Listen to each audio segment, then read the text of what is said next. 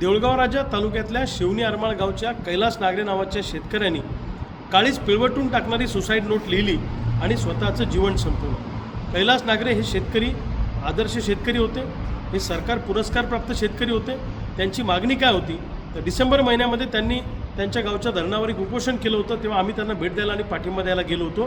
त्यांचं म्हणणं असं होतं की खडकपूर्णा धरणामध्ये पाण्याचा साठा मोठ्या प्रमाणामध्ये आहे, तर हे खडकपूर्णाचं पाणी आमच्या 10-15 गावातल्या शेतकऱ्यांना शेती पिकाला जर गेलं तर आम्हाला थोडं बहुत त्या ठिकाणी इन्कम मिळू शकतं आणि आमची अवस्था थोडी सुधारू शकते।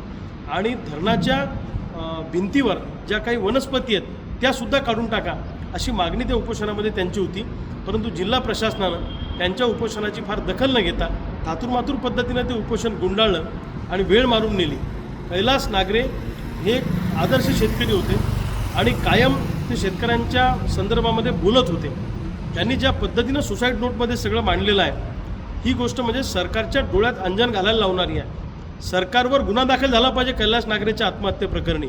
अशा हजारो लाखो शेतकरी या व्यवस्थेला कंटाळून आत्महत्या करतायत। आज सोयाबीनला भाव नाही आहे, कापसाला भाव नाही आहे। सरकार कर्जमाफी देणार होतं, अजूनपर्यंत कर्जमाफीचं सरकार नाव घेत नाही। 2023 पासून पीक विम्याचे पैसे अजूनपर्यंत आम्हाला मिळालेले नाही आहे। शेतकरी या टोकाला जाऊन विचार का करतो आहे याचा विचार सरकारनं केला पाहिजे। दुर्दैवाने अधिवेशनामध्ये शेतकऱ्यांचे प्रश्न सोडून फालतू प्रश्नांवर चर्चा होते आणि ज्या गोष्टींचा आउटपुट काही नाही, पोटापाण्याशी संबंधित विषय नाही, जगण्या मरण्याचे विषय अधिवेशनात चर्चेला जात नाही। शेतकऱ्यांचा तर विषय दूरदूरपर्यंत अधिवेशनात अजेंड्यावर नाही आहे। सरकारला लाज वाटली पाहिजे। सरकारला तातडीनं इथून पुढं कैलास नागरेसारख्या कोणत्याही शेतकऱ्याची आत्महत्या होणार नाही याच्यासाठी काळजी घेतली पाहिजे।